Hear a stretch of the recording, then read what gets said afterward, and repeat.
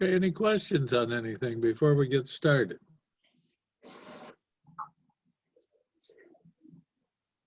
Yay, nay?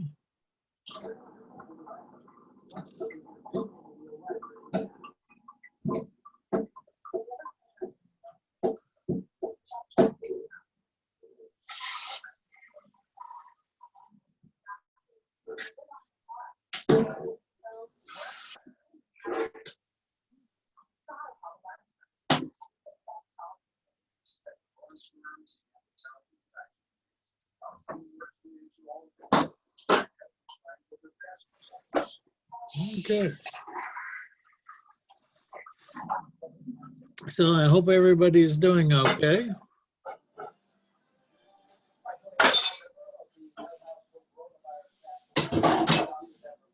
Oh, I hear some noise.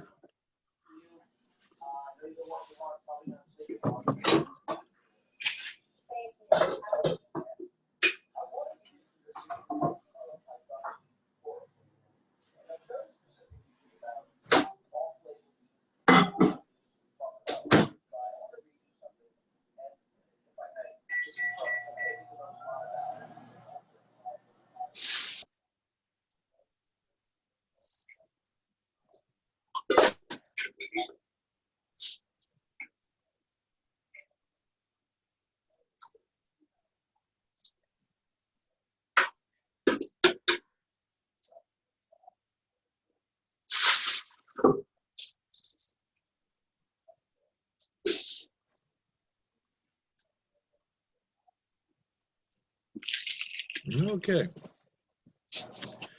No questions?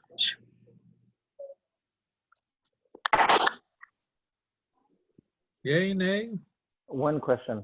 Okay. I know that you sent the assignment. I just figured out how to use the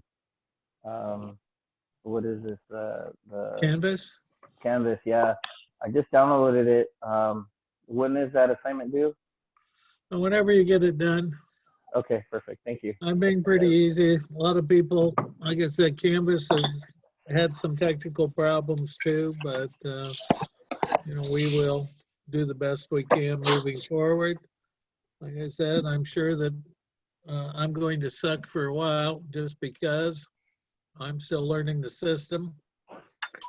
And you know, this format's going to take more feedback from you folks in order for it to go, I think, successfully. So we will do the best we can with what we've got.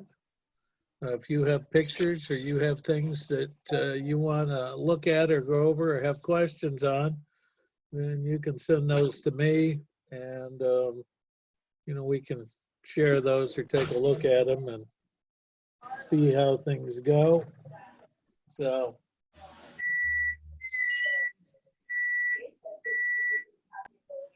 sounds like somebody's a truck backing up. So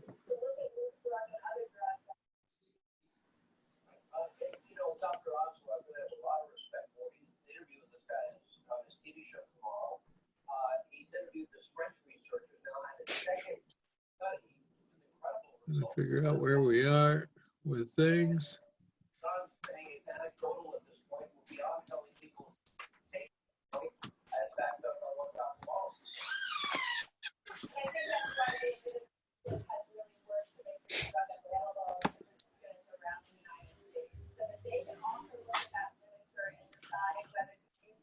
Okay, let me take a look at the book if I can find it.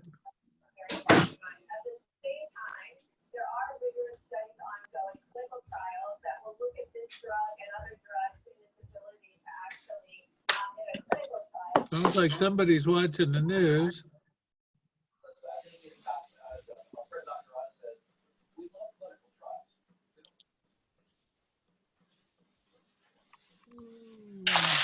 Trying to find something. Oh, there we are.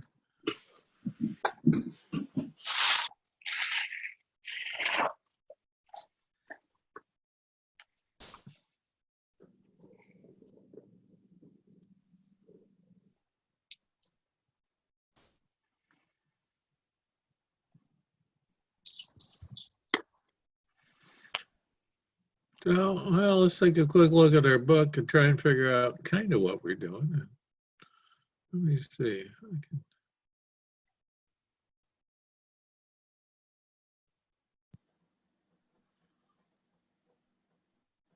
Can you see that? Should be the book. Yay, Yes, nay? sir. Okay. Yes, sir. All right. Absolutely. Okay. Now, I did post some videos to Canvas. I will email you some links too. So for a while, I know some people are having problems with Canvas. I know Canvas doesn't work, I think, with some of the smartphones. And just to give you some background, if you want, as I said, if you have specific questions on anything, I'm going to need your help to make this class work for you. So, I'm trying to get another monitors in here so I can work a little better. So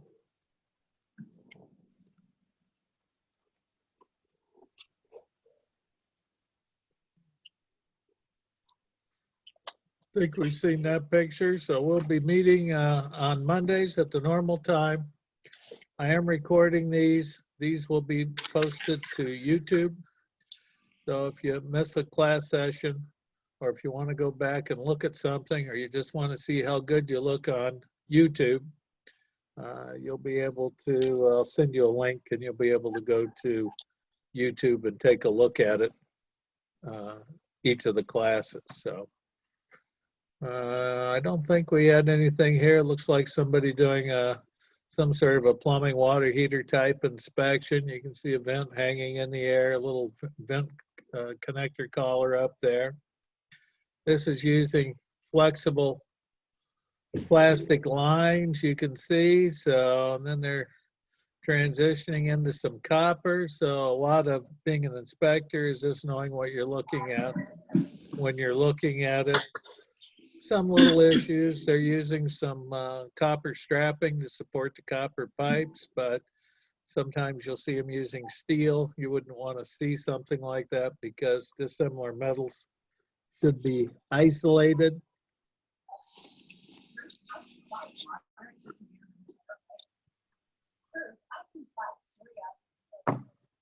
So typical frame from afar. Does this site look okay? What do you think? You see any stormwater provisions whatsoever for this particular site? Yay, nay? I think you can raise your hand or give me the finger or something. So you do see a bunch of shear transfer on here. So this is a typical tract home. They're a problem structurally because front's all holes, the back's all holes. So we usually have very high demand on the shear panels. Looks like they're using some steel frames in this particular one. Up above for the roof, this is a gable end assembly. So those are flat studs. So it's like a truss, but not a true truss. You can see some shear transfer between the floor and the double top plates. Those are those shiny little things there. If you're on a phone, you probably can't see any of that.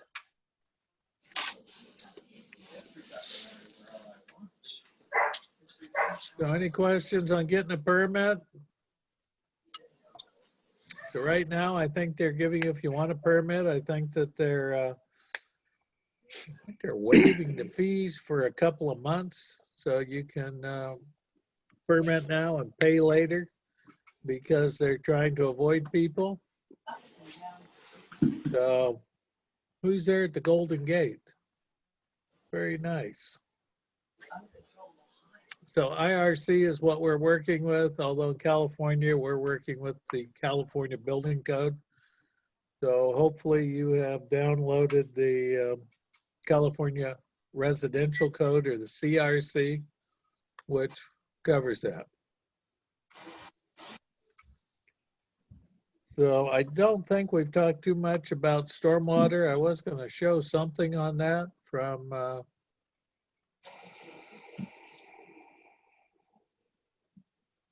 Can you guys see that? Yay or nay? Yes, sir. To the book, right? Yeah. Okay, well, I'll be sending you a copy of this. I'll print it up, get that emailed out to you. So what we are looking at is, this is from County of San Bernardino, but every place in California has something similar. Let me see if I can show this.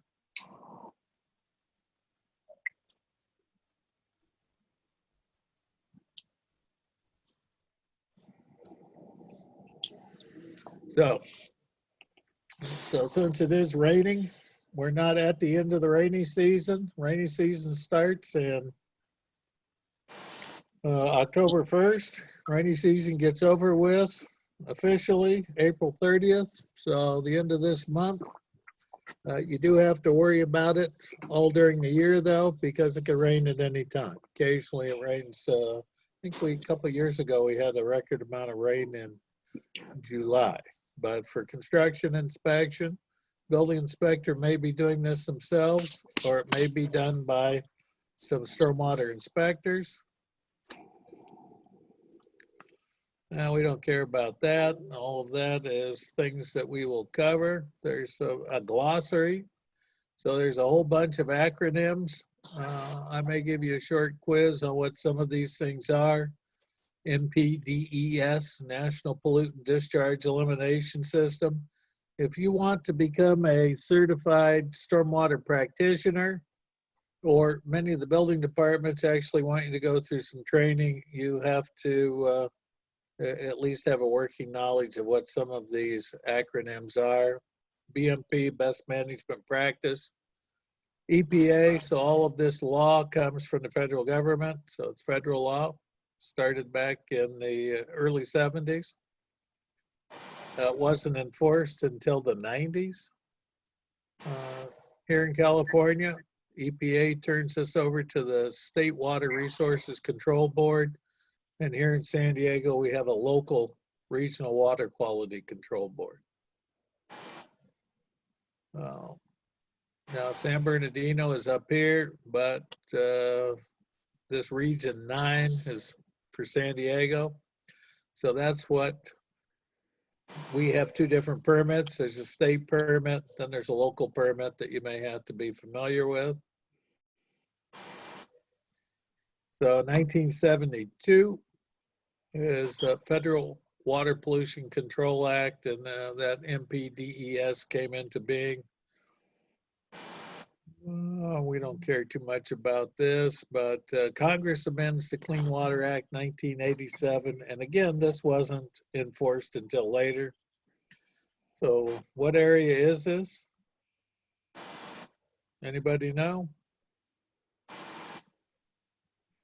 Now, it looks like San Francisco. Looks like the Bay Area. No. Now, if you wander around, I don't know if any of you are going outside. They've told me to stay inside, but if you look at a storm drain inlet, there'll be some little sign on the newer ones that say something to the effect that you're not supposed to put anything but rain in the drain. That means if you empty a swimming pool, technically you can't put that out in the drain in the street, in the gutter, because that usually has chemicals, chlorine, and pH modifiers in there. So you're not supposed to get any oil, concrete waste, septic waste, sediment, and meeting clean, rainwater quality is very difficult. So here you can see a little bit of rill erosion if you've got a big enough screen. So if you're working on your phone, you may not be able to see too much, but here they've stripped off all the vegetation. The raindrops hit, they're like little bombs. They explode the dirt, dislodge it. You see water down in here. That water is murky and muddy, so that's what they call turbidity when it's cloudy. And if it's cloudy and it's coming off the site, you're in violation of stormwater requirements. So this is just the basic training. If you work for an agency, you probably have to take the same basic training or something similar to it once a year. Typically, it'll be late in the summer, just before the rainy season starts, and that'll be a requirement for your job.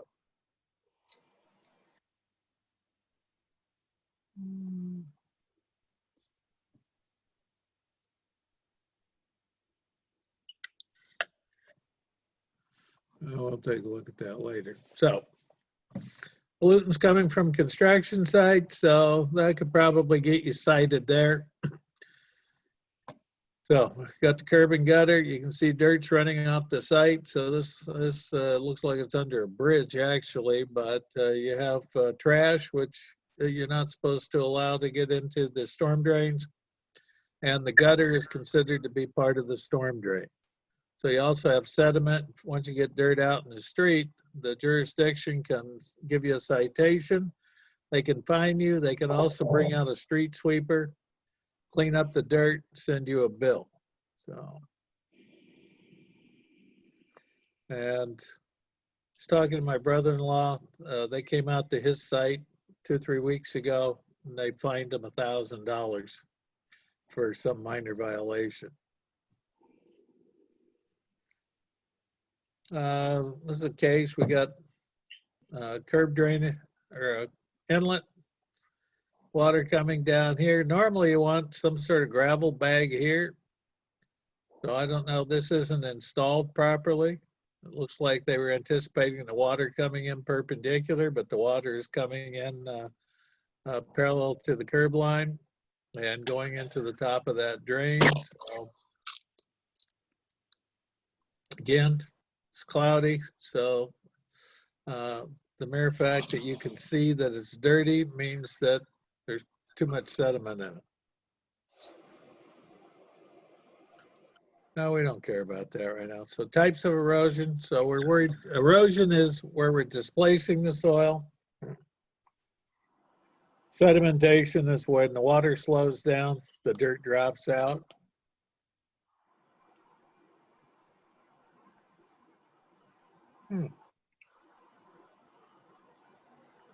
So we have splash erosion, sheet erosion, rill erosion, gully erosion, and channel erosion. So all of those are types of erosion. This is what they call splash erosion. You got some dirt over here on the far left. Raindrop is just above there. At least that's what they're trying to show. The raindrop hits.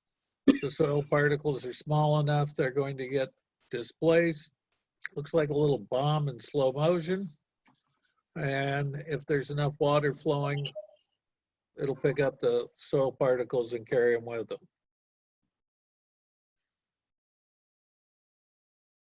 So sheet erosion is pretty uniform. You're taking off kind of the top surface. You're not forming little channels. It's flowing over as a sheet. You may not notice that soil is moving, but the water, from personal experience, water can move a lot of dirt in a very short period of time, which may not be noticeable at the source, but at some point when it all comes out, you will see it.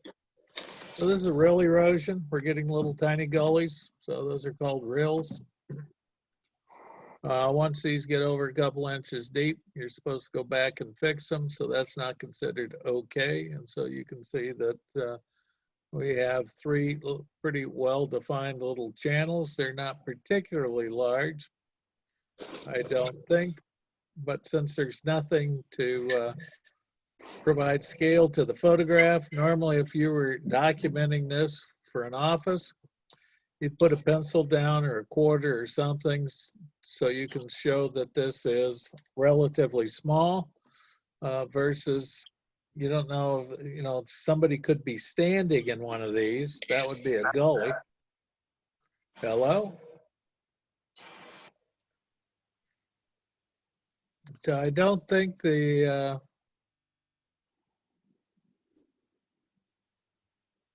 connection is perfect tonight. So here's a gully. So up here, you can see that we've taken out quite a bit of dirt. This is what they call an alluvial fan down here at the bottom, where this dirt has flowed out, created this fan at the bottom. So as it slows down, hits the flat ground, it settles out. What you need to do is, according to the current regulations, is you need to take all this dirt, put it back where it came from.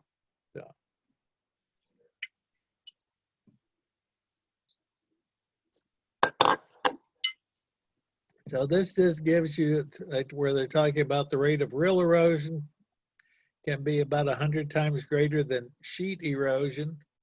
Rate of gully erosion about 100 times greater than rill erosion. And so 100 times 100 is 10,000. So when you start getting gullies, you're getting about up to 10,000 times the amount of soil being moved as if it was just coming off in thin sheets. Channel erosion, so that's really, they're talking about river channels or something similar. And there you got a lot more water, you got a lot more volume of material. And so streams carry a bed load as well as the water. And that's why the Mississippi, for example, they refer to as the Big Muddy because of all the dirt it's carrying. So sedimentation, that's when it drops out. So as the water slows down, the bigger particles are going to drop out. Certain types of soil, though, like clay will, because they're so small, will stay in the water indefinitely unless you use special chemicals to get them to glom together and drop out. Construction waste. Hello? So, normally if we have construction waste, this would be a violation. These are supposed to be stored off the ground, that's true, so they should be on pallets. They should also be covered. And in addition to the pallets, there should be secondary containment. So if these things leak, we want to make sure that whatever leaks out of them gets captured so that it doesn't escape the job site or contaminate something else. Storage yards, so what they're concerned about usually is fuel spills and oils and things dripping off the vehicles. You probably can't see it real well, but this yellow vehicle, the truck, underneath it, they've got some visqueen or plastic to pick up anything that may be dripping off the bottom of the truck. You got all kinds of things that are sitting around, buckets, they get kicked over depending on what's in them. If you get reported, the health department may come out and have you do a testing and cleanup of the surrounding soil. Different types of fuel containers, lubricant containers, so all of these should have secondary containment. Most job sites now don't allow servicing of the equipment out on the job site because they're trying to avoid contamination. Concrete wash. So we used to just, if we had excess concrete left over, we used to just hit it with a hose, wash the cement paste out of it, leave a bunch of aggregate. Now you have to have some sort of containment structure. It could be a plastic bin, it could be a barrel, could be a big tub, could be a plastic lined dirt basin, but you have to have some sort of way of collecting the concrete without letting it drop on the ground. No. So I don't see anything there. So porta potties these days, when they come out, they have to have secondary containment too. That blue flue or blue glue or whatever they put in there, that has to be set up on a site. Some of these have to be ADA or handicapped accessible, so some of the newer ones have little ramps going up to them, but they also have kind of a dish that goes around them. So if those things get tipped over or leak, I don't know what's in them, but it's kind of nasty too. So, and if you're an inspector, you know, on a job site, there's supposed to be some means for people to use the restroom. Many of these require hand washing facilities typically, and that's probably getting to be a bigger deal with this coronavirus too. But the portable toilets should also be stored outside of the public right of way, so they should be on private properties. Housekeeping, these days you're supposed to keep the job clean. So there's all kinds of construction materials. They're all problematic.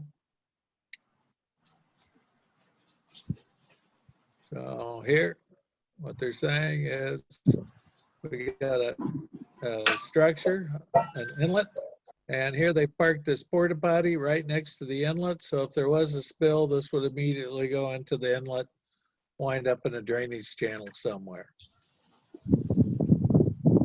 So usually along the perimeter, you're supposed to have either silt fence or straw wattle. I don't see either one of those here, but again, that's something that the inspector's always fighting, is to get that taken care of. Nah, we don't care about that right now. If you have any questions, speak up. If you're talking, I won't be.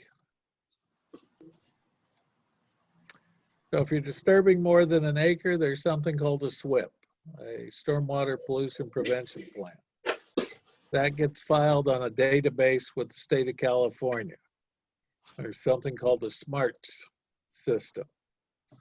That's available for review by the public, but only authorized people can load information into the SMART system.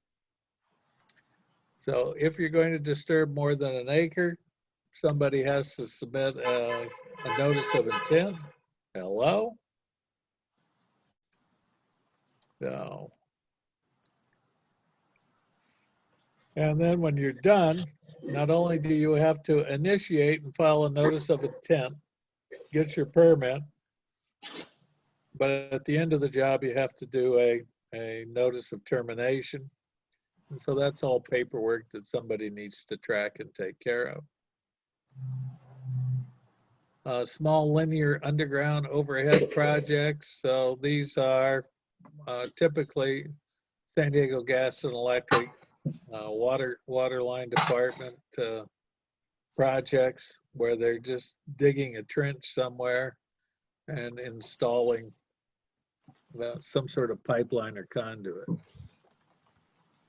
But they have slightly less paperwork associated with them. We don't need to worry about that. SWIP, so if you want to go through, this is the information that's required. So you're required to keep your SWIP just as an approved set of building plans. You have to have an approved stormwater plan. It needs to be on site, available for the inspector to review. There's supposed to be a site-specific plan with a map. There's monitoring and training records that are required for the employees that are charged with taking care of it. BMPs or best management practices should reflect the BMPs listed on erosion control plans. So if you're using gravel bags, sand bags, silt fence, some sort of erosion blanket, all of those need to be consistent with the plan that you have.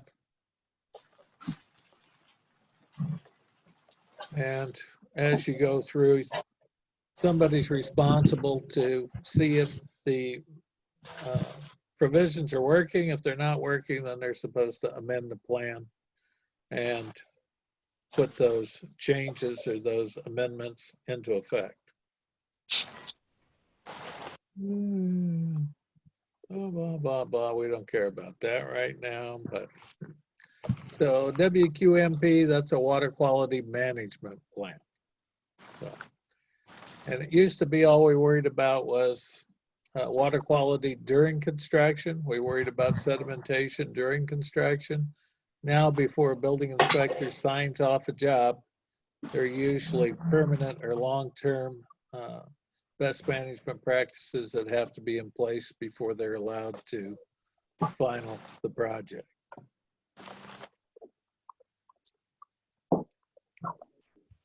Soil stabilization, so this is temporary. That's not grass, that is erosion control material that is sprayed on the slope. Typically, you have to spray it up and spray it down, because if you just spray from one direction, you normally get a shadow. They make it green, I guess, because it's supposed to be a green practice. These little snakes, or these little bumps, those are what they call wattles. And so they're supposed to follow the contour. They shouldn't be going up and down. They should follow the contour. And these do seem to do that pretty well.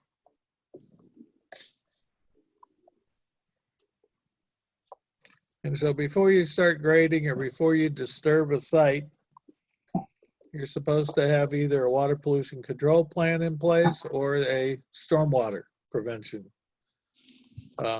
pollution plan on site. So that's the very first thing. If you have any, somebody needs to give their dog a treat. The employees are supposed to be trained on best management practices. Perimeter erosion and sedimentation control measures need to be in place, and additional control devices need to be on hand in the event that it rains. So in some cases, people will hire a consultant.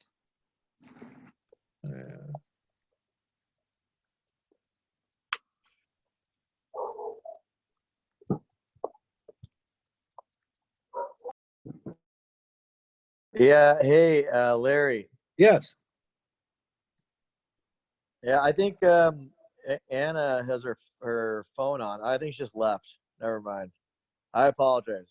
Oh no, That's she okay. just unmuted it. It's all good. Yeah, well, actually, I muted it. So that is one thing I can do. But if you want to talk, feel free to speak up. So,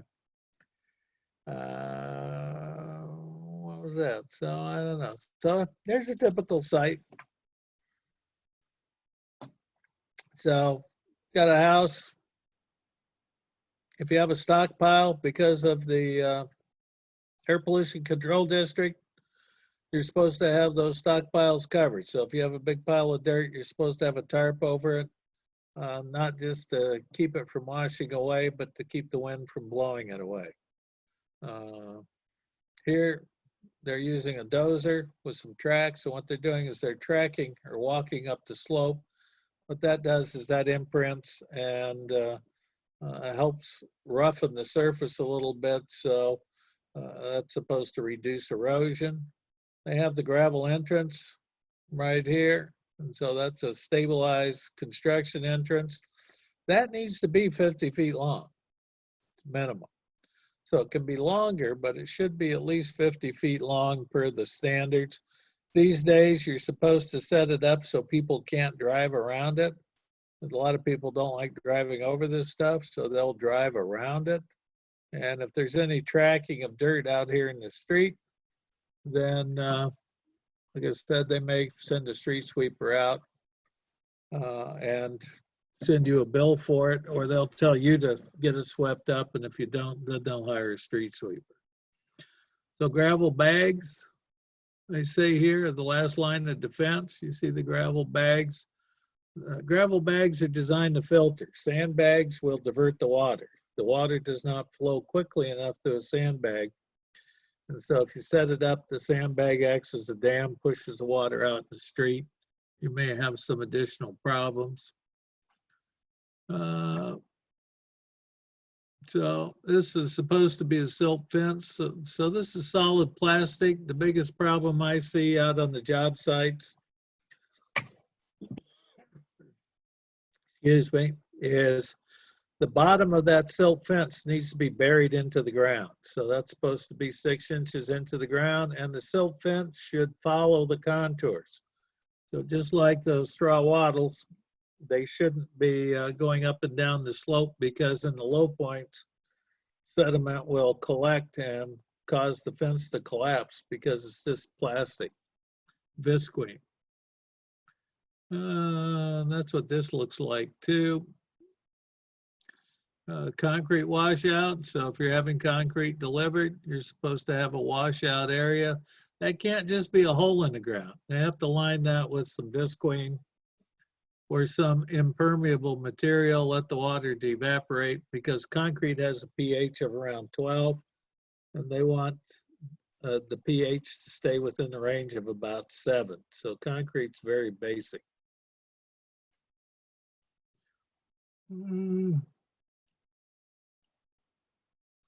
So here, what they're trying to show you in this picture over here on the left, just below the house, is they have a temporary inlet, and they have that lined with rock, and they've got a little fence around it to try and help filter some of the water, slow it down, the localized drainage. So that's residential. I may give you a little problem to look at. To see any questions on this.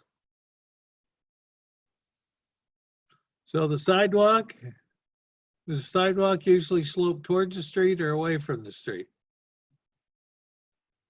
Help me out here. Towards the street. Towards the street. So yeah, normally they want 2% slope towards the street. If you're going to put an addition on your house or you're going to build on a lot, they'll also come out and look at the sidewalk. If there isn't any, they may have you build it. If it's in bad shape, they may have you replace it. But that's something else an inspector may get involved in. So planning considerations, you got a lot more work to do during the rainy season. Site evaluation, so some soils are much more erodible than others. Fine sands are probably the worst. DG is pretty terrible because it doesn't stick together. If you got a little clay binder in it, that will help. Scheduling, you need to have all your erosion control materials on site before you start work. They don't want you to wait for the rain to start and then run down to the Home Depot or someplace that sells this kind of material to try and buy it. Those straw wattles, those snakes, they cost about $1 a foot. So when I go out and look at a job site, I look at those, and so every foot of that material you see is about $1, no labor. So weather tracking, again, if you're required to have a SWIP, if you're expecting more than a ½ inch of rain, that triggers something called a rain event action plan. And you're supposed to have the folks deploy the materials and button up the site before the rain gets there. Most job sites these days have a weather station on site. You want to limit the amount of soil exposure if you don't have to strip all the vegetation off at one time. They'd rather you did it in phases to minimize the erosion potential. And then the BMPs that you select, the best management practices, they should be consistent with the job and not chosen just because they're cheap.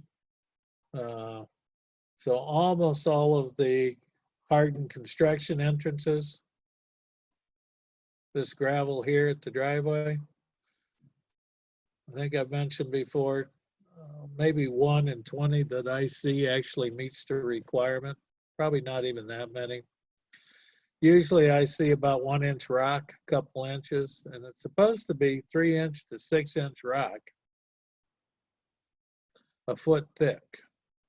And so what is normally they just broadcast enough gravel on the surface so that it looks like there's a gravel bed there.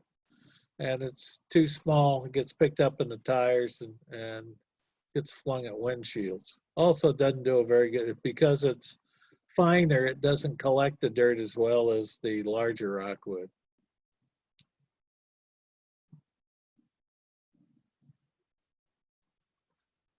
So here you can see they're building up here on the slope. This is looks like an artificial slope because it's very uniform and pretty steep.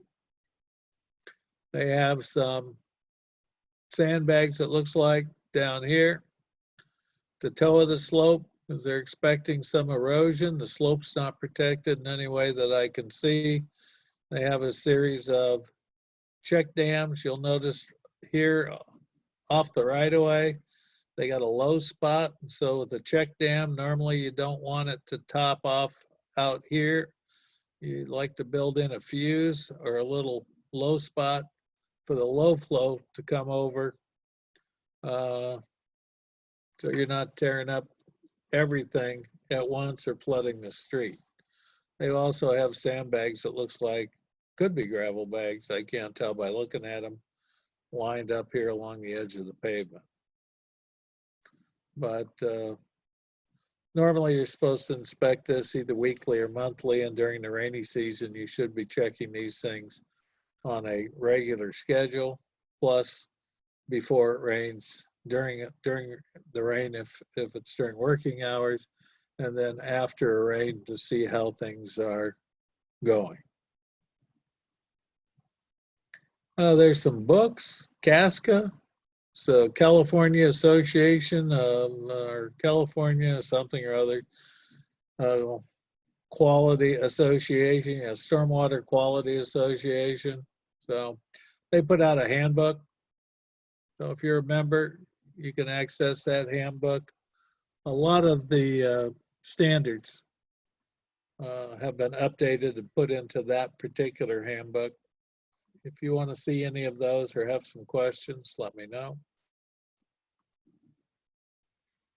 For vehicle and equipment construction, most contracts will now say we don't want any equipment being serviced on the job. You need to take it somewhere else where you have control so you're not contaminating the sites. But drip pads or absorbent pads should be used during vehicle and equipment maintenance work that involves fluids. I expect at some point there'll be a requirement that even in your own driveway, if you park there, you're going to have to provide some sort of a drip pan or an absorbent pad under your car, truck. If maintenance has to occur on site, usually you have to have an area that's been prepped to do that so that you won't contaminate the soil. And if you are fueling trucks and have fueling areas, you need to have spill kits. And or it says use other spill protective devices. So in terms of evaluating the site, you know, how much water and how is the water flowing? Is it sheet flow or is it concentrated flow? How steep is the slope? And how long is that slope? What are the soil properties? Some soils are easily eroded, others much more resistant. How big of an area do you have exposed at any one time? How easy is it for you to get equipment to it? And do you have these 303D water bodies? Those are bodies of waters, rivers and lakes that are listed in the permit. And they're determined to already be compromised in some way. And if you're close to those, there's a whole bunch of extra work you have to do. And then how long is the project going to go on? So if you have a short project during the summer, you're not going to have a lot of exposure, but if you have a job that's going to last for a year, or it's only going to be operating during the rainy season, then you have much bigger problems.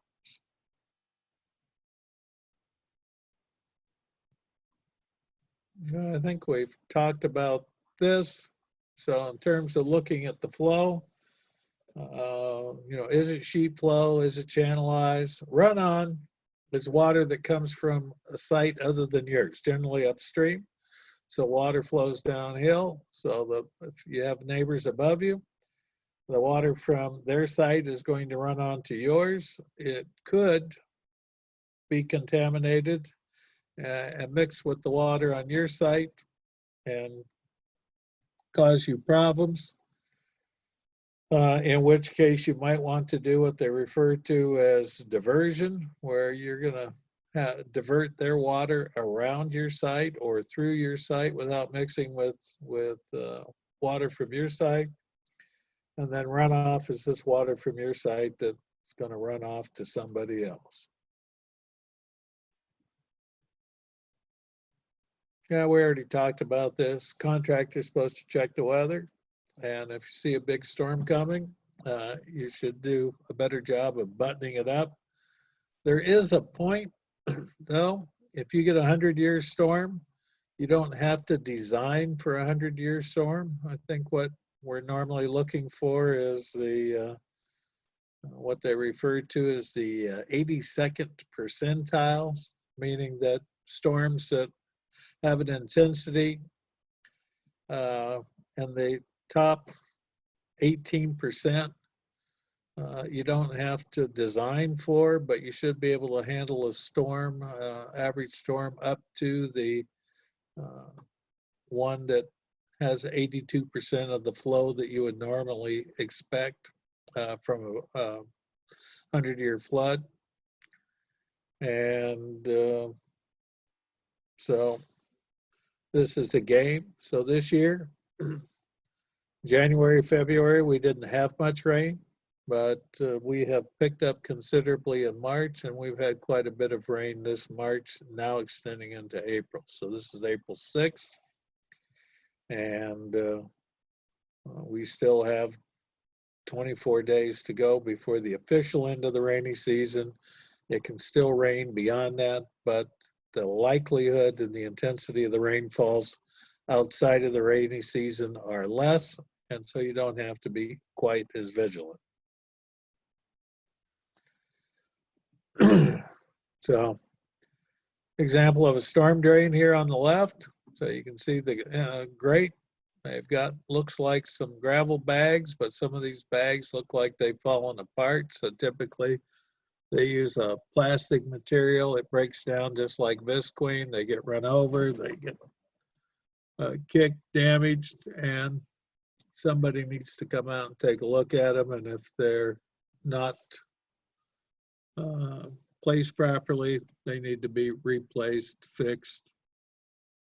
And here you can see we're getting dirt out here in the street anyway, so that's a problem. If you see dirt in the street, you're tracking, and you can see there's some little, if you have a big enough screen anyway, bits of gravel. Now right here, you will notice that the lip of the gutter is higher than the street. So this is probably a new subdivision. And what they will often do is leave the paving low, and at the tail end, after all of the construction is done, they'll come in and put the final lift or the final cap on the roads so that everything looks nice and pretty when they go to sell the homes. So that sometimes also causes, though, the pavement to be too thin for the construction traffic, and they'll tear up the pavement and then try and cover it up with that cap coat.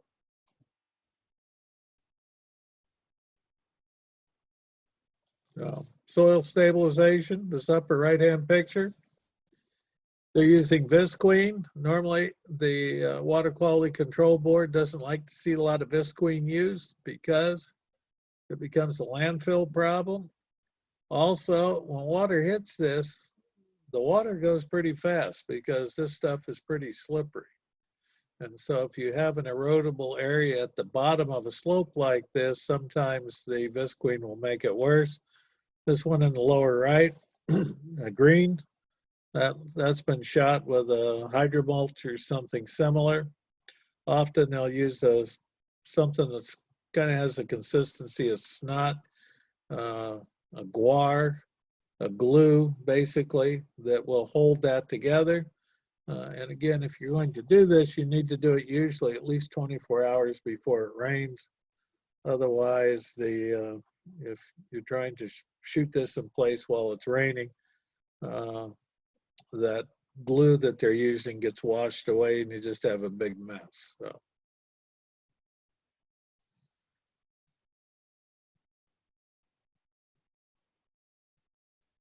And I can't tell what they're doing there from that picture.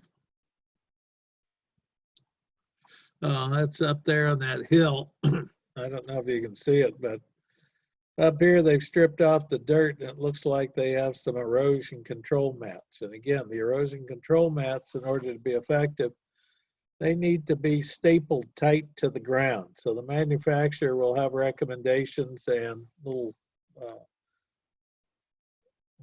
proprietary staples typically that they use that say you have to put them in on a specific spacing and they have to be tight to the ground. So here in San Diego, that's often a problem because we have a lot of rocks in our soil and sometimes you just can't get the staples in. So.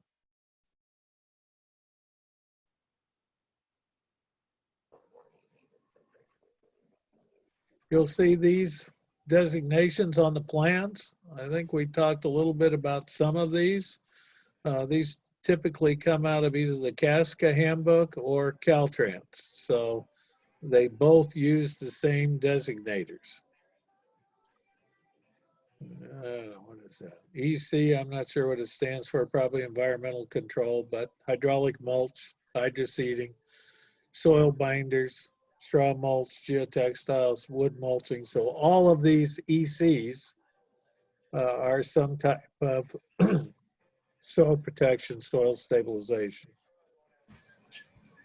Any questions? No? So there's an EC3, hydraulic mulch. So wood mulch and water, with or without combinations of stabilizing emulsions and or synthetic fibers. You got a truck, they got some sort of a spray nozzle on top. You're gonna spray that out, but you want to spray it from downslope, and if you can, spray it from above down to eliminate any shadows from shooting that stuff on. The developers like this because, why did the developers like this? Cheap. Cheap. Cheap. That's why they like it. So here's a few photographs. Upper right, you're using a helicopter. Far left, that's a vehicle with a sprayer attached to it. A little close up of the sprayer, the lower left, and just a tank full of the material, and you can see they're spraying it up here. But there's a right way and a wrong way to do it. I think some of this was being done after some fires. That's always a problem after our big wildfires is the slopes get denuded and you have a lot of erosion and both soil and ash coming down.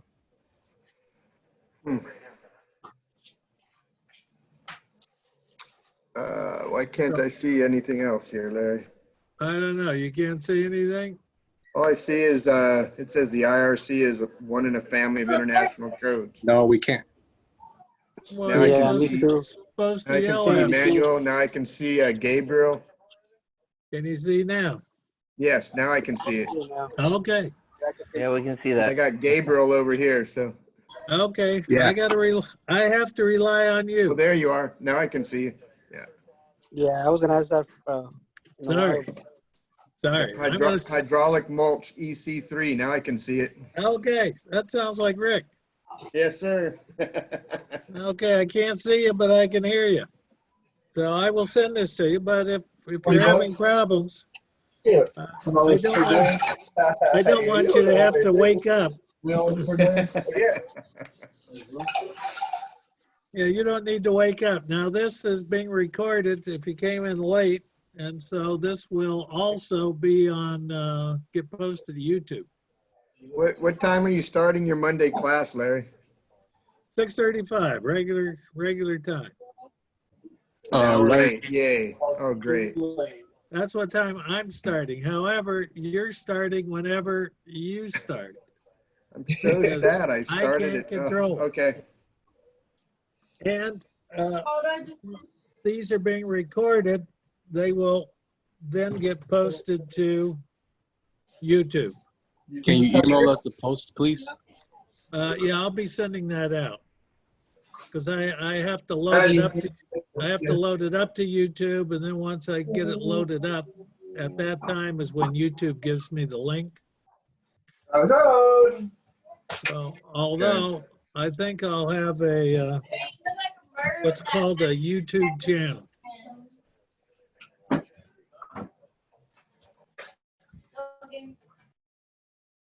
So if you want to talk, just unmute yourself. So you can unmute yourself. I just saw that you muted me. All right, now I can hear you. Okay, well, that's right. So, but that you do have the power to mute or unmute yourself unless I take that away, which I'm not planning on doing. But no, for the class will be starting at the regular time. And I think when we go on break, I'll stop recording, and then if we come back or when we come back, then I will start recording again. So some of these classes may be posted in more than one session, but I'm not sure. I can't see how many people are here currently, but I will find out in a bit. So, but I'm glad you can see some of the pictures. So here's some other pretty pictures, hydro seeding. You know, again, these are steep slopes, pretty tough to work on a slope this steep. I don't know if you've ever been on a 2-to-1 or 1.5-to-1 slope, but very difficult to actually climb up and down those things without getting injured. They have some proprietary mixes, so the stuff that you see Caltrans spraying at the side of the freeways, you know, those have a wildflower mix with the poppies, and so they don't want you using invasive species, and so you have to have an approved seed mix when you're doing that type of work too. There's more pictures. So hydro seeding. So slurry, very similar to the others.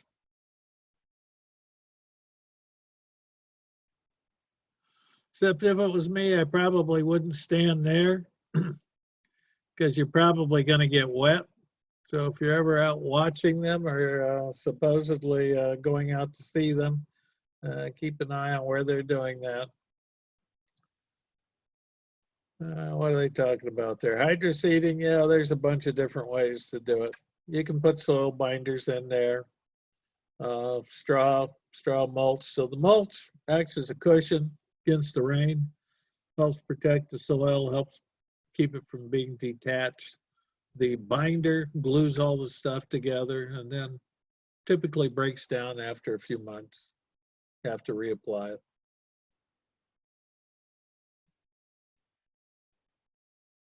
So they're just showing you some tackifiers is another term. If you have the term tackifier, that's a soil binder too.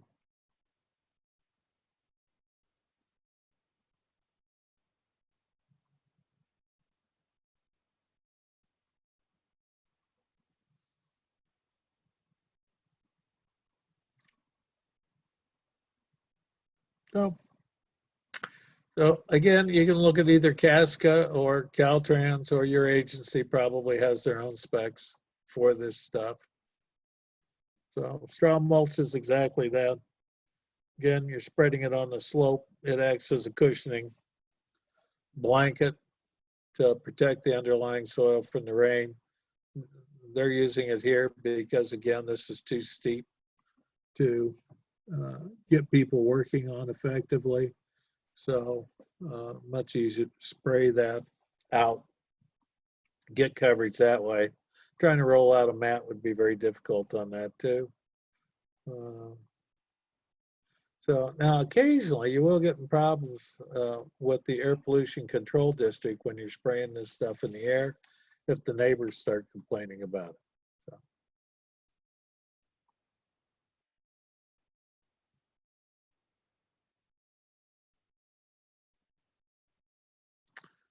So here's the blankets, what they're trying to show you here.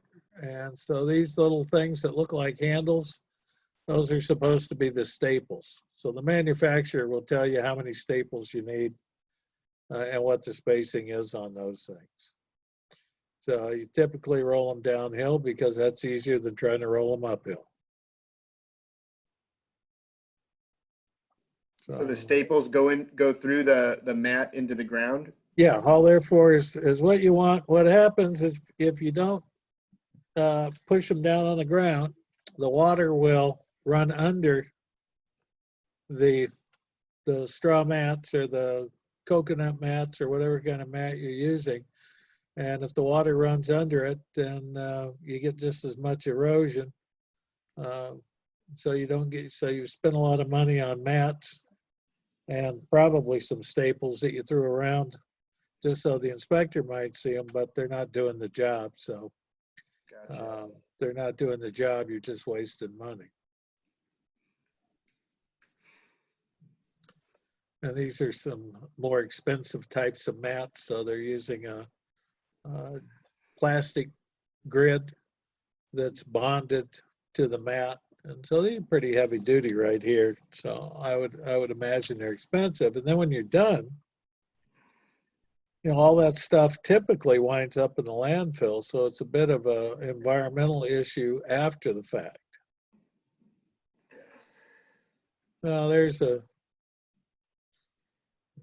started, so they just put the stakes in so it doesn't roll all the way down, but you know, roll it out. Somebody has to work. This slope isn't too terribly steep, so you can get people working on that without too much trouble.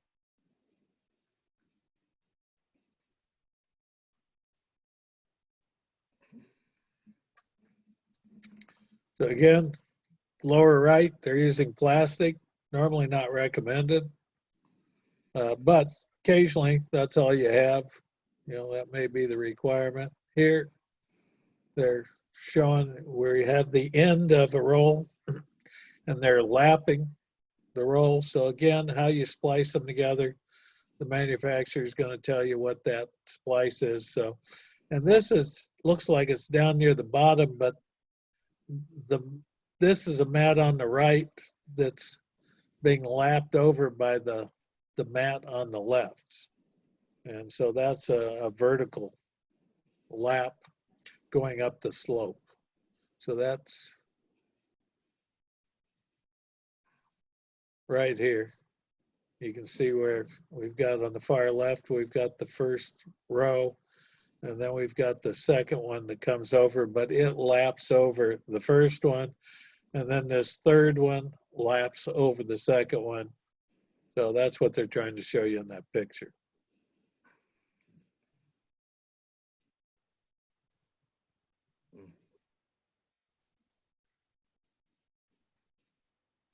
Here they're just covering everything with wood mulch. All this brown, you see this light colored, that's the dirt right here, out here in the parking lot. That's the dirt. This dark brown, that's the wood mulch.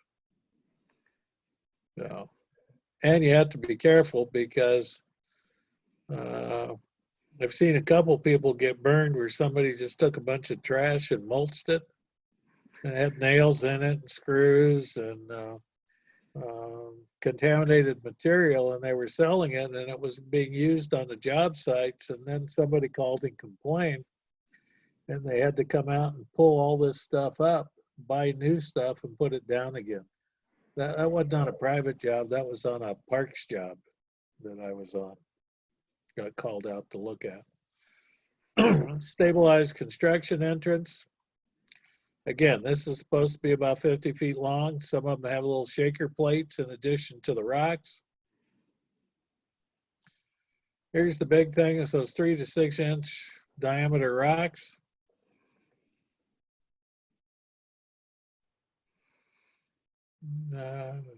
So here they're just talking about. So what they're trying to show you here is up here on the slope, that's where the soil's going to get detached. So if you put a blanket up here, or you put mulch up here, that's erosion control. The silt fence down at the bottom of the slope, and you can see they've had a bit of a failure here. You see some rill or gully erosion starting. And right here, you can see where that silt fence is sagging because all that dirt is piled up down here. But this is sediment control. So sediment control is you're trying to catch the dirt before it leaves the site entirely. So ideally, if your erosion control is good, your sediment control, you shouldn't need to do too much to, ever. So, but you'll need to do a little bit of maintenance. So again, these are all things you'll see called out on a plan. And so just looking from a distance, the difference between a sand bag and a gravel bag from a distance is you can't tell. Not much, yeah. Yeah, you're just looking at a bag. You don't know what's in it, so. Could be a bunch of pillows for all you know. So the sediment controls, like I said, we're trying to keep the dirt from leaving the site. So those are also referred to as perimeter controls because they're going to be at the edge of the construction. So far right, silt fence. Middle picture, you can't see real well, but silt fence. There's some silt fence here. Here's some more silt fence on the far left. And again, Like there's por- instructions. That's porous cloth material, right? No, No? no, this will be, the silt fence is plastic. It's a visqueen. So it won't allow water to pass through it unless, sometimes they're supposed to bury this 6 inches into the ground. And so a lot of times it gets installed and it's loose on the bottom and the water can just flow underneath it, which means that the water will carry the dirt with it. So it's really not a perimeter control. It's what we call a fake perimeter control. It looks like it might be doing something, but it's really not. So where does the water flow to if there's like a big downpour? I mean, would it just fill up that Well, whole water? what'll happen is it'll start building up behind the silt fence, and if you get enough water, it'll just collapse the silt fence. It'll spill over it. So here, there's some silt fence, and you can see here, the bottom of it is above the dirt. And so this material has been eroded and it's just washing under the silt fence. And so that's not a proper installation, although that is a common method of installation, because if you don't have to dig the trench, you don't have to do nearly as much work. So if you put up a silt fence properly though, and it's at the bottom of a deep slope like that, and a ton of water is coming, or it's a rainy season, what do you do to get the water out of there so it's not damaging your fence? Well, you may have to, like I said, you may have to put a series of those things on the slope to break it up into small sections. Okay. And then that gets more expensive, but that is a problem.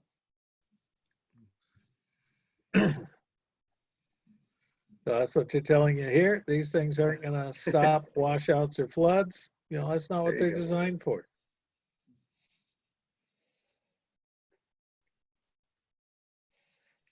So, Fence.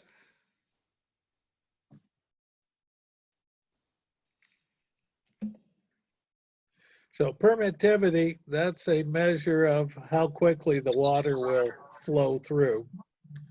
And so you can see that this stuff is all pretty specific. If you're an inspector, right, you're just gonna say, show me the specs if you're gonna do an inspection on it.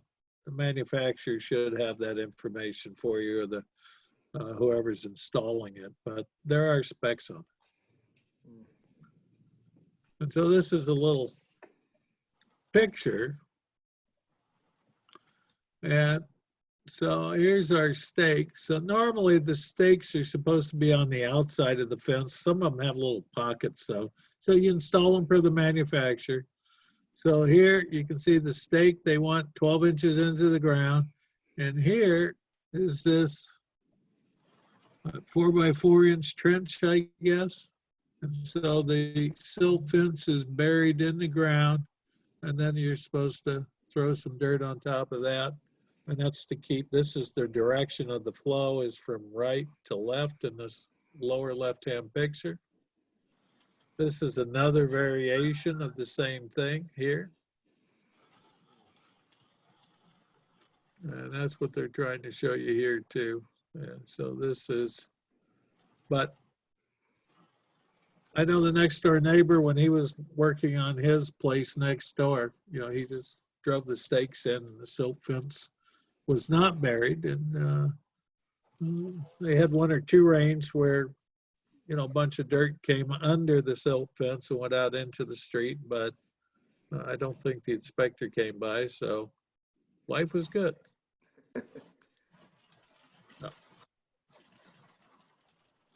So, and then there's some other criteria for the silt fence. You know, maximum length of slope draining to any point can't be over 200 feet.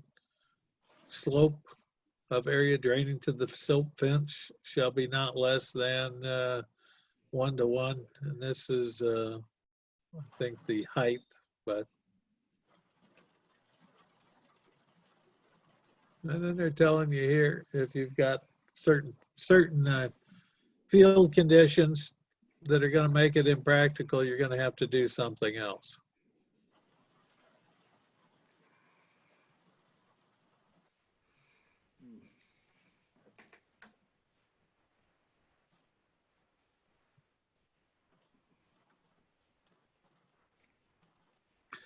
And so that's what we were talking about here, is that if you have a very long run down the slope, what they really want, that's why on some jobs you'll go out there and you'll see a series of silt fence.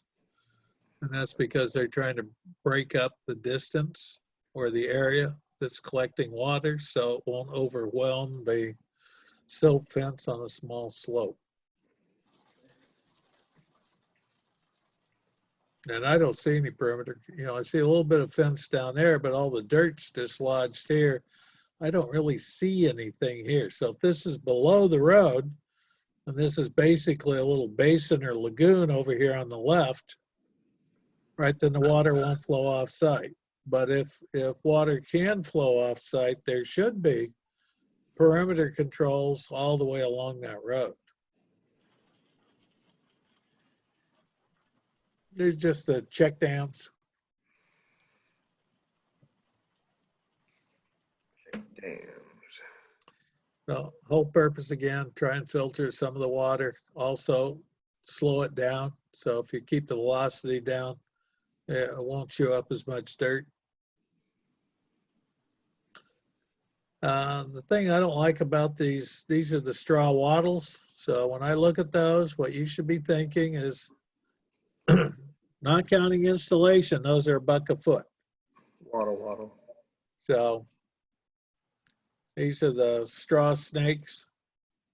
$1 a foot's pretty standard. I don't like these little stakes sticking up because I'm clumsy. If you trip and fall on one of these, you're going to hurt yourself pretty bad. So, but again, fiber rolls, there's a maximum distance between them on a slope. The steeper the slope, the closer together you have to put them. ASCII 8 Hello? Pocket Kick. So, We Hello. Hello? So, anyway, here's the fiber rolls, and you can see that depending on the slope, you know, if it's steep, here 1 to 2, which normally we talk 2 to 1, slope 10 feet apart, 2 to 1 to 4 to 1, 15 feet apart. 4 to 1 or flatter, 25% slope or flatter, you can put them 20 feet apart. And Supposed to then, put those in a trench. Wow. Okay. yep, I think there's a little picture here somewhere, maybe, kinda, sorta. Yeah, they're supposed to not be sitting directly on top of the slope. You kind of Gotcha. supposed to hog out about, I don't know, 2 to 4 inches and set them down into the slope. Their purpose is to, again, filter water and try and collect some of the sediment as it's moving. They get installed along the contours, so you can see this is following the contours. At the ends, they'll turn them up a little bit upslope. Gravel bags. Gravel bag, so the purpose of the gravel bag is to filter water. So construct barriers with a setback of at least 3 feet from the toe of the slope. So they don't want you to put these at the very base of the slope. They want a little flat area so the water can slow down. And then you put your gravel bags outside of the toe. So they're just to stop, slow the flow, but to let the water go through. Right. Got it.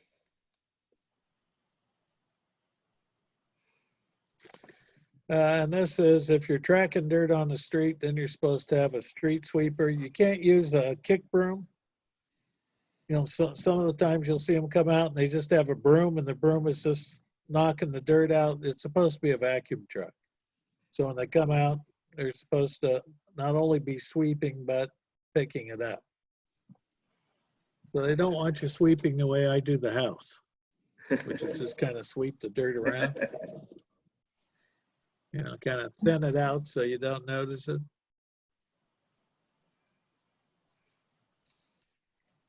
Sandbag barriers.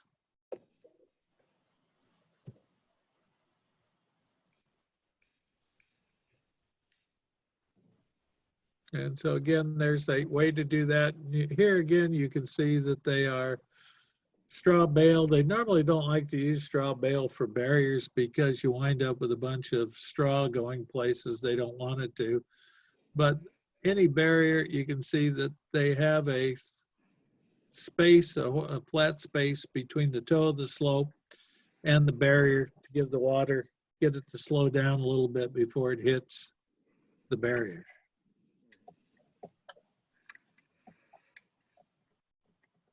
Stockpiles. So here they've got it covered, and that's partly to keep the water off of it, but also to keep it when it's windy. And it was a little windy today, I noticed, but keep the stuff from blowing away. They've got some straw wattles here too. I'm not quite sure what they're doing with them though. So.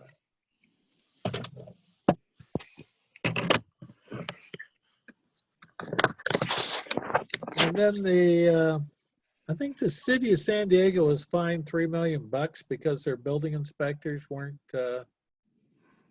enforcing stormwater, and so now they have a separate group of stormwater inspectors at the city of San Diego. And so you can see these fines can be pretty big. So they're each day of violation is considered to be a separate violation. And if you knowingly violate, so after you've had this class, if you knowingly violate, you can be fined up to $10,000 or imprisoned up to 2 years. So, I claim ignorance. yeah, you see this though? At the very bottom, it says current regulatory atmosphere. The learning curve is over. You're supposed to already know it.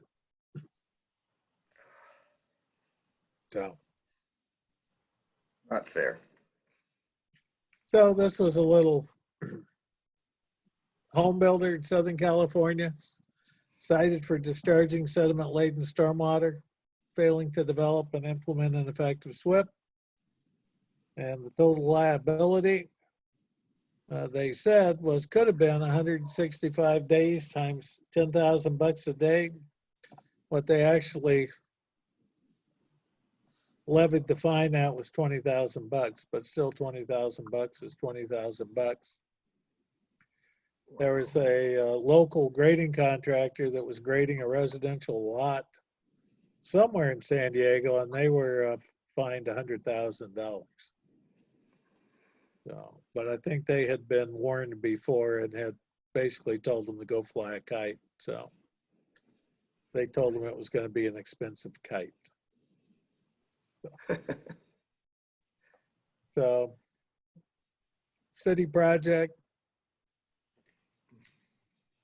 they issued a violation order for compliance because there was a sediment getting into the storm drain. A discharge of miscellaneous construction debris, which sounds like trash, bags, cups, stuff like that. A sheen of fuel floating on stormwater. So if you see that little rainbow on top of the water, that gasoline or fuel, that's bad too. You got a deficient SWIP. So here the total fine levied was $50,000.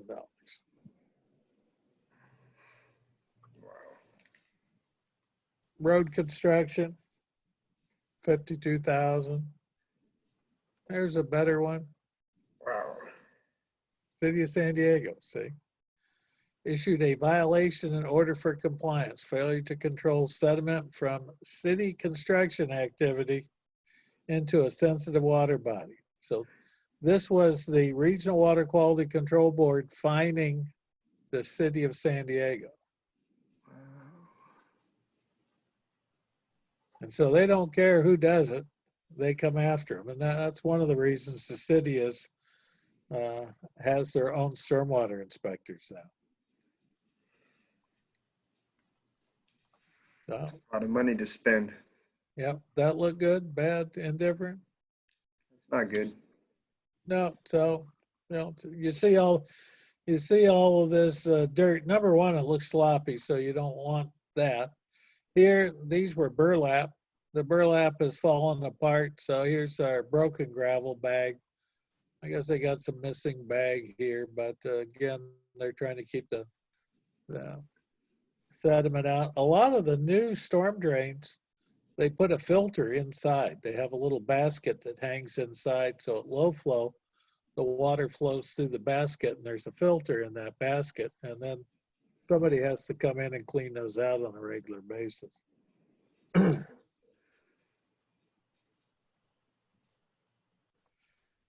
So, That looked like a bigger than normal drain opening though, yep, well, that is. That's a pretty long and tall. drain, yeah. So that is a pretty long one, but that would be an indication a lot of water is coming in. Here they've got some barrels, and you can see they're kind of tipped, so it looks like they're ready to fall over anyway without too much push.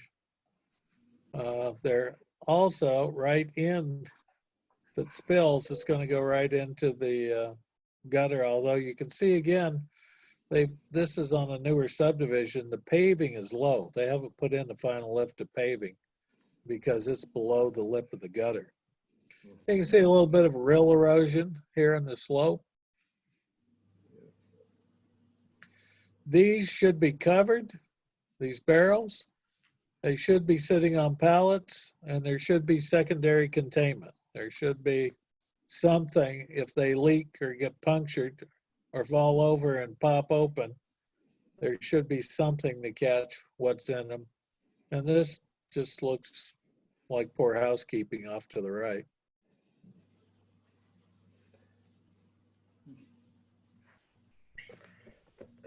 Leaking barrel, nice. Yeah, so I can't see which, oh yeah, here's the leaking barrel over here, but So, and again, I'm not sure what they're doing with these things. It looks like they have them kind of in little raincoats, probably trash bags that they pulled over the top to keep them covered. Normally, you want them in some sort of little covered area. They are sitting on pallets, but we should have something that surrounds these that would catch this material if they leaked out. Blocking the sandbag catch basin. And do you see any perimeter controls or anything in here for sediment and erosion? Nope. I don't see anything. Negative.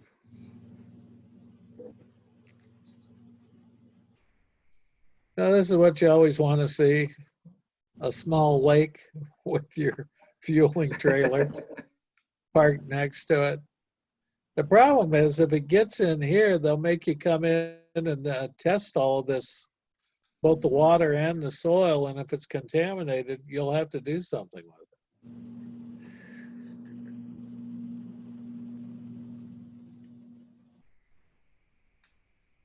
So, now this is supposed to be a concrete washout area, but what happens when you have stuff like this is a lot of people say, oh, we got a hole over there. That's a good place to throw everything because there's no concrete in it, even though it's for a concrete washout.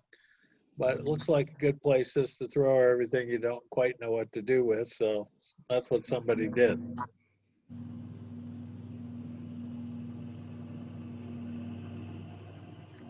The trash is supposed to go in a dumpster. Dumpsters are supposed to be covered at, either during the rain or at the end of each construction day.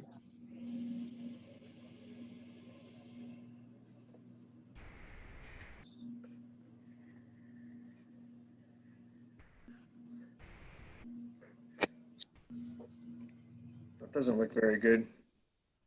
No, I'm not sure what's going on here. It looks like they're probably doing some stucco work. See, this is stuccoed, or it looks stuccoed. This just has the lath on it, and they're probably washing down. This looks like it's coming down off of here. And you get that cloudy, milky look, which is pretty typical of concrete type waste. Again, you can see the curb and gutter in, but the paving hasn't been put in at this point. This looks sloppy. And that's what, as an inspector, you know, that's what you're first looking at when you drive up to the site. You're trying to figure out, you know, does it look like it's neat and squared away, or does it look sloppy? Because if it's already looking sloppy, this looks like, I can't tell what that is, almost looks like a bag of cement there, or stucco material. Can't tell. Mortar or something, yep. Yeah.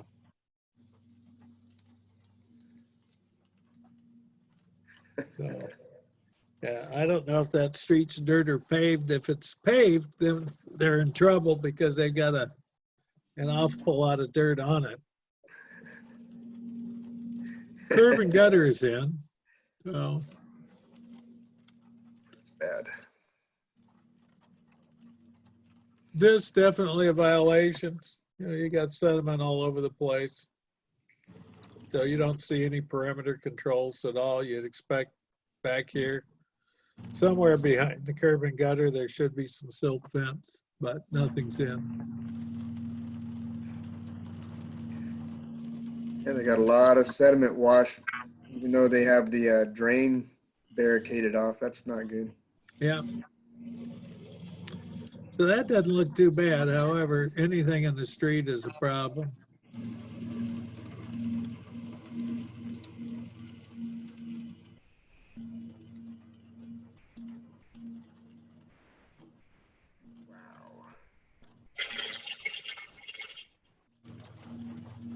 So these days, if you do have something like that, see, they look like they had some sort of a filter here across this drain inlet. And the water was probably pushing out into the street.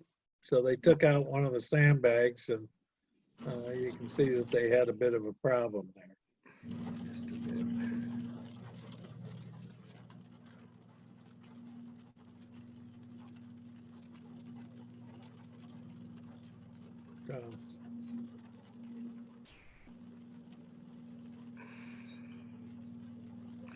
Especially in front of the inspector. That's exactly right. So if you're gonna do anything really stupid, try and wait till the inspector leaves and hope they didn't forget their clipboard and head on back.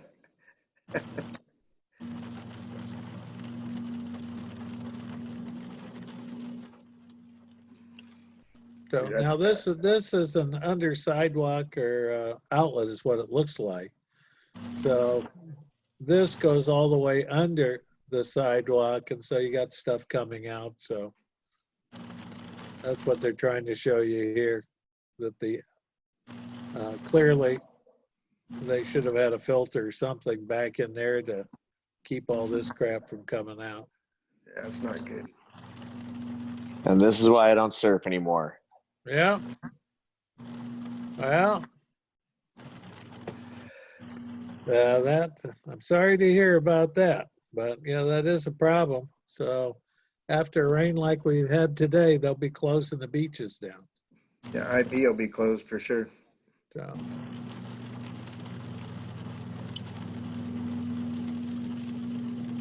Hi, Michael, on your just- iPhone. yeah, so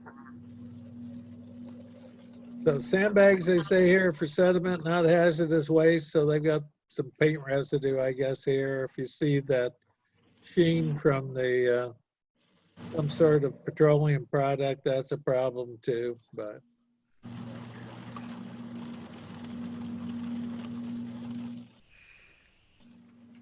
so here they're just showing some.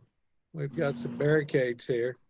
They're keeping the streets here nice and clean, but they should have taken this down and swept all this stuff up too, between the barricades and the curb and gutter.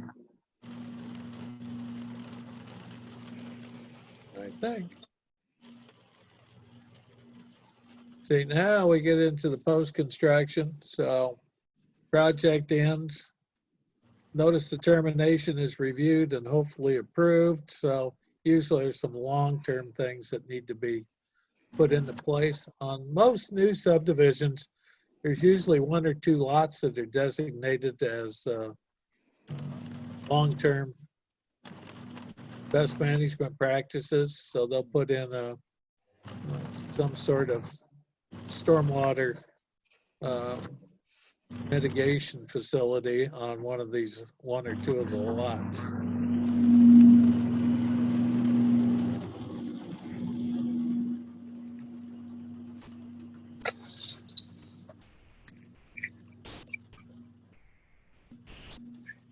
Who else is talking on your seminar here, or your webinar? I don't know. I can't hear anybody. Oh. Maybe it's me. Maybe I'm talking over myself. I think it says Michael and his iPhone. Oh, I can't see anything. Oh, now I can see me. Great. Now you And can you're see full, you. and you're full screen. Yeah. Nice. Hey, Larry. I can see you. So now we're in,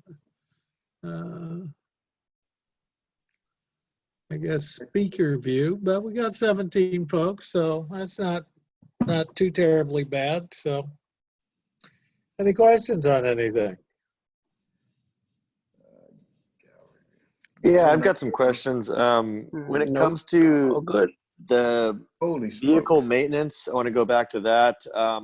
What Okay. if your site is just too small for it? I mean, or is there a certain site requirement size to where they have those designated areas? And also, does this apply to residential also?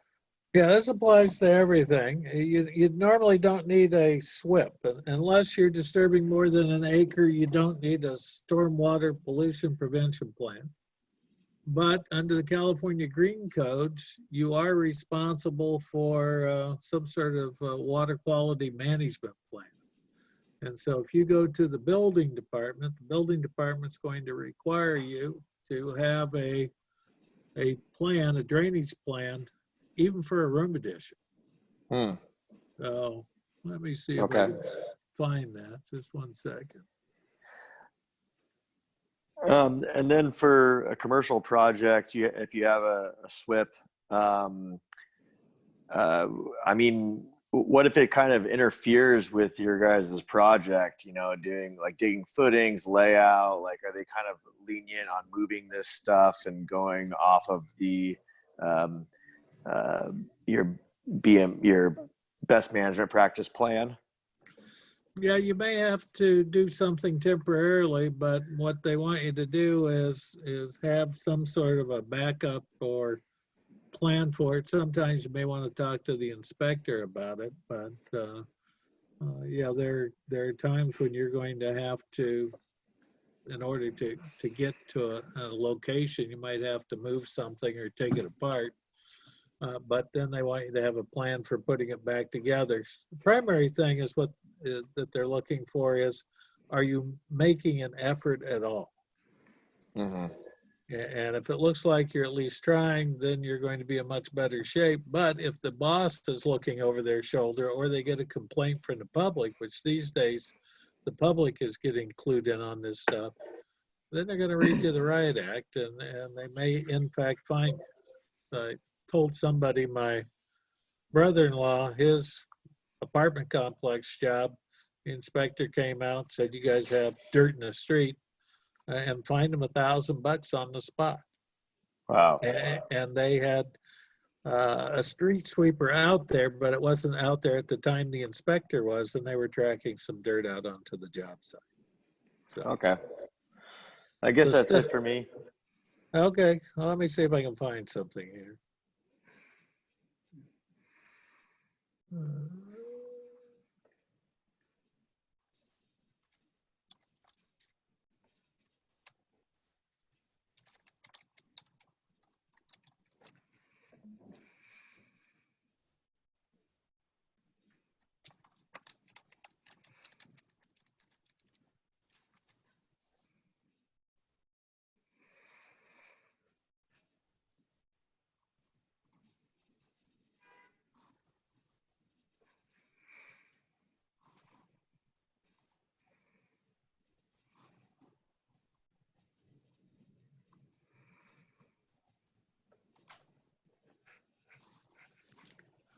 I got to find something here. So,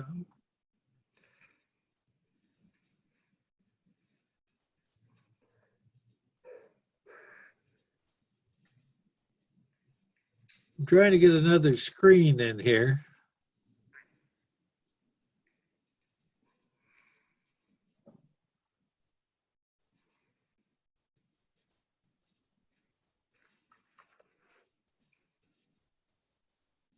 Can you see that? No, No. Okay. Well, that's what I wanted to know. I just can I see can't you see right it. now. Yeah. So now I got to find this thing.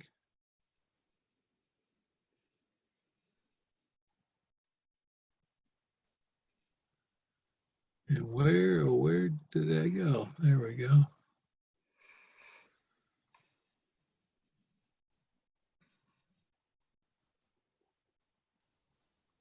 There it is. Okay. Can you see that? Yes. Okay. Perfect. Okay. Yeah. So I think I brought one of these things in, but this is the county of San Diego's. And regardless of what you're doing, you have to put in some type of best management practice. So this is a sample presentation for Stormwater Best Management Practices BMP's plan. So up here in the upper left-hand corner, this is a site. So if you're not used to looking at plans, we've got a street that's going vertically on the far left. You see there where they show the center line. We've got some property lines. There's a proposed garage and a proposed single-family residence. They've got some arrows. So these arrows with the up there at the top, that's a brow ditch. So that's just a little trough that they've dug in the dirt, and they're directing it over here to this SS10. And so SS10 is an energy dissipator, which is kind of a fancy term for a pile of rocks. So the purpose of that is we're collecting some water, we're directing it to that pile of rocks. Purpose of the pile of rocks is to slow the water down so it won't be eroding the dirt. So this is on the high side. These little symbols here that look kind of like a Y, where the Y opens up, that's the top of the slope. And then right here, this is the bottom of the slope. So this is a cut slope on the upper side of the house and garage. Now, these V's, the wide part of the V is the top of the slope and the point is the bottom of the slope. And so this is fill. This is a fill slope. They're showing a driveway coming off the street and they're calling for TC1. That's that hardened construction entrance, that 50 feet of 3 to 6 inch gravel. That's what's supposed to be there. This B along the top of the fill slope, that's a berm. At least I think it is. Yeah, that's a berm. So a berm is just a little hump of dirt, and that's to keep water from flowing over the face of the slope. Down here, this FR, which is outside at the bottom of the fill slope. Yeah, that's the fiber roll. So that's, we could see either silt fence or fiber roll there, and that's the perimeter control or the sediment control. And then they're calling for, I don't know, a bunch of other crazy things, but these are your temporary runoff control BMPs. You have material and waste management BMPs. You're supposed to show those. So they're showing a WM1. This is where you're supposed to be delivering and storing your materials in accordance with the law. This WM5 is a solid waste management. And you have to go look at your little book of what those things are to see exactly what that is. WM6, hazardous waste management. WM9, sanitary, so that would be your porta potty. And WM8 is the concrete waste management. Now, whether you're going to have it right there or whether it's going to be off to the side of the garage, they just want you to acknowledge that you have to take care of your concrete waste in some way. These other things, right? So we have our BMP legend. So this is just drainage issues, materials and waste management. So if you drop off pressure treated lumber, for example, on a day like today, it's got to be on a pallet, has to be off the ground, and it has to be covered. It says my internet connection is unstable. That went away. Good. So we have material and waste management. Then we have temporary runoff control BMPs. These are things that are required during construction. And then before the inspector can finalize this, we have post-construction site design BMPs. So don't screw up the existing drainage, conserve natural areas of vegetation as much as possible. And so you'll see right here, for example, can you see my cursor? Little arrow? Okay, 4.3.2, 4.3.2. These are LIDs, or low impact development. Conserve natural areas, soils, and vegetation. 4.3.3 is, where are they showing that? Somewhere right here in the backyard, it looks like. And they're saying minimize impervious areas. So what they're telling you is they don't want regular concrete back there unless you can help it. If you're going to put pavers back there, they should allow water to go through, et cetera, et cetera. So all of this is post harvesting and using precipitation. That's a fancy term for we'd like you to use some rain barrels. So. And then they've got a bunch of other ones over here, post-construction source control BMPs, right? These are construction, oh, they misspelled that, didn't they? I'll have to mention that to them. Post-construction source control BMPs. So this is ways that you're supposed to prevent problems. And they got a whole bunch of stuff listed here too. Additional BMPs based on potential pollutant. So all of this stuff, somebody is supposed to look at and address. So when you get a permit, you have to fill out a form that basically says, what are you doing? And then if we're trying to minimize the amount of impervious material or the amount of hardscape that water won't go through, they have a little example here on how to make that calculation. So that's what this is.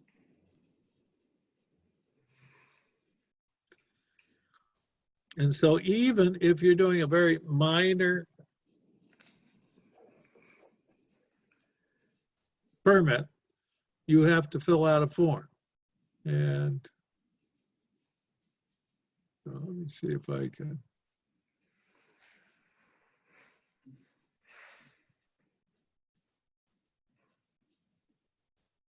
find, what was I looking for?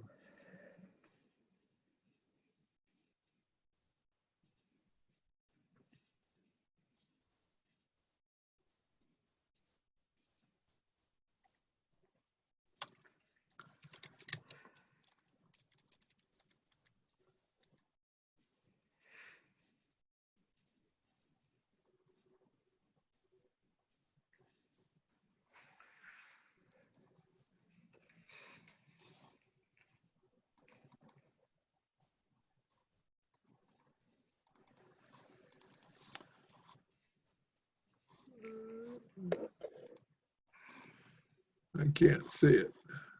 Oh, It's pretty blurry. yeah, it is pretty blurry, so I'll have to take a look here.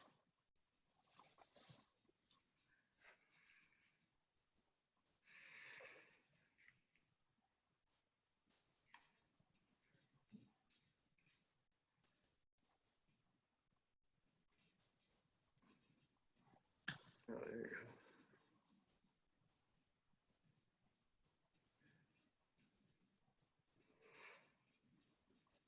go. That's not the one I want, but hey, It's clear. it's clear. Okay, that's good. That's good. Oh, here's the one.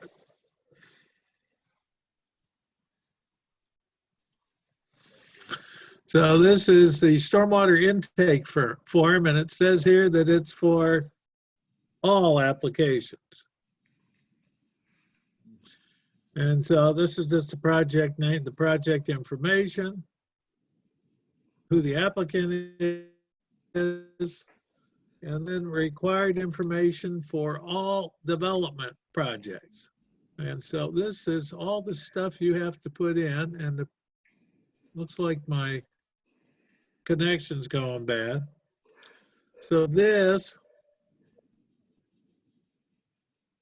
is all the stuff that the permit application has. If you say yes to any of these answers, if you check any of these boxes, by the time you get through, you're going to have to do some form of stormwater stuff. So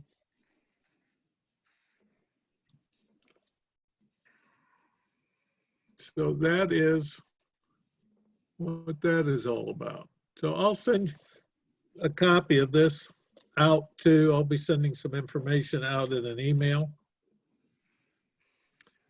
And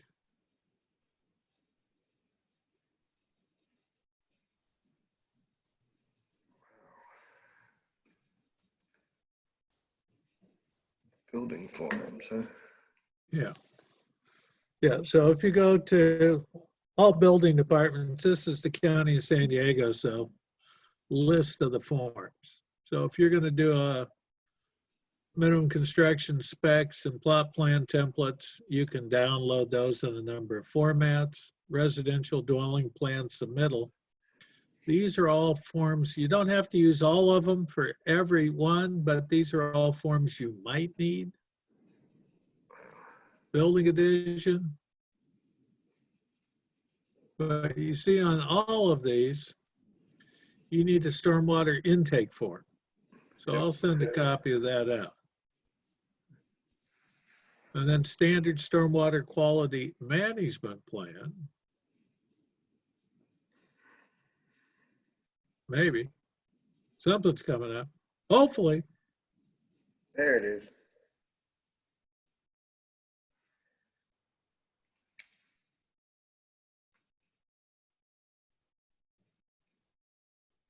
So they tell you include your completed stormwater intake form as attachment 1 to this submittal. And then you have, here's your list of your BMPs for existing natural features and proposed site features. Source control BMPs for pollutant generating sources. Temporary construction BMPs.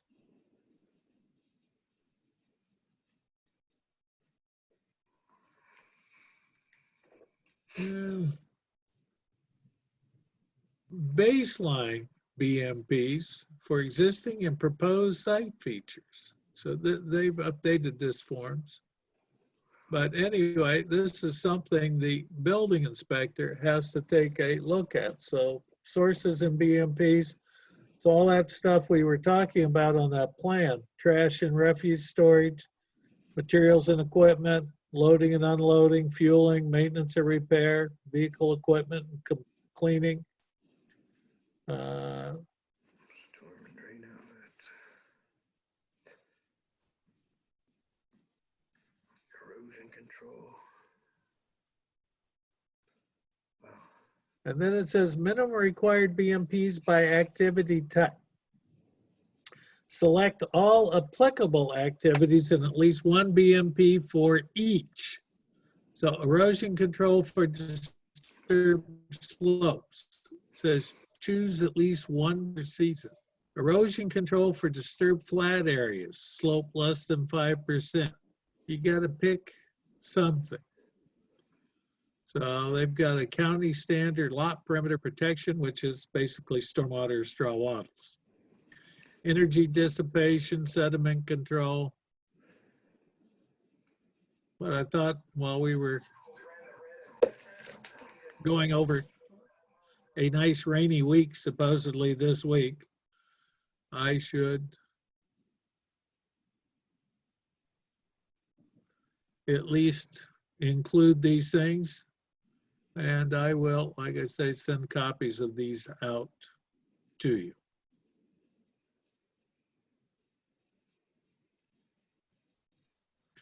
Rick, I can see you. Hey, Larry. Okay. So, Raul, you still awake? Excellent. Raul's there. I see Raul. There's Ben, Gabriel. Hey, there's a couple of us. Yep. What up? Well, we got a few. We got a few. So, anyway, I'm gonna give you a break. We'll take a quick break. I'll come back. I'm gonna quit the recording. We'll come back over a couple things in the text, and then we'll see if we can start moving forward with this. But if you have any questions, let me know. I have a question. Okay. I heard you talking about Canvas, but have you email? Are you planning to email all the activities through email, or it's going to be Canvas only? Well, the goal is eventually to have everything on Canvas, but what I will be doing is I will be emailing everything out and I will be posting to Canvas both. But I know some people have been having problems with Canvas, so I'm going to put it in an email and send it out. Yeah, I can't get into those through my iPad. I don't know why. Yeah. Also, No, I've heard there are problems with smartphones and Canvas. But I will be sending these out in an email as well as posting at the Canvas. It'd be nice on email because Canvas is giving me problems. I have to change my password almost every time I log in. So Yeah, I'm well, trying to get that's- online with one of the counselors, like one of your other emails Mhm. said, and I'm waiting for them to get back in touch with me. So Okay, what do you need to see? What not a counselor you counselor, talking? but not a counselor, but they said if you're having issues with Canvas, they'll. Oh, I yeah. sent in a request, so they're supposed to get back to me to help me with it. So Yeah, well, I just received one today where they said, we're sorry, we haven't been responding to your request to fix something in Canvas. And I received that today, but it took about a week, I think, that I had to wait. But I will be emailing everything out that I post in Canvas. okay, yeah, they haven't gotten back to me yet. Okay, and I'm gonna stop recording for the break.